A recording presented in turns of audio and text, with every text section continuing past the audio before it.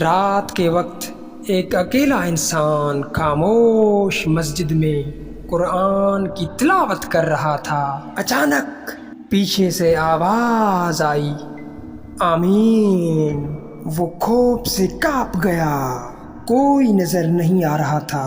کہتے ہیں وہ رات جمعے کی تھی اور وہ شخص عشاء نماز کے بعد مسجد میں اکیلا تلاوت کر رہا تھا۔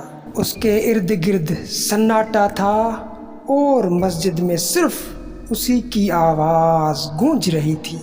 جب اس نے آیت رحمت پڑھی تو کسی نے سبحان اللہ کہا، اور جب اس نے دعا مانگی تو پیچھے سے آواز آئی، آمین۔ وہ شخص ڈر کے مارے رک گیا اور پیچھے مڑ کر دیکھا، پر پیچھے کوئی نہیں تھا۔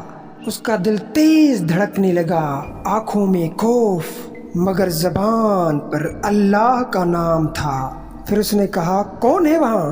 ایک ہلکی سی آواز آئی، ڈر مت، میں انسان نہیں پر نیک جن ہوں۔ وہ جن بولا، ہم بھی تمہاری طرح اللہ کی مخلوق ہیں، ہم بھی نماز پڑھتے ہیں، تلاوت سنتے ہیں اور تمہاری طرح نیک کام کرتے ہیں۔ جب تم انسان قرآن پڑھتے ہو تو ہمارے دل بھی جھک جاتے ہیں۔ میں تمہیں کوئی نقصان نہیں پہنچاؤں گا، بس تمہاری تلاوت مجھے سکون دے رہی ہے۔ یہ سن کر وہ شخص رونے لگا، ڈر ختم ہو گیا بلکہ ایمان اور بڑھ گیا۔ پھر اس نے تلاوت جاری رکھی۔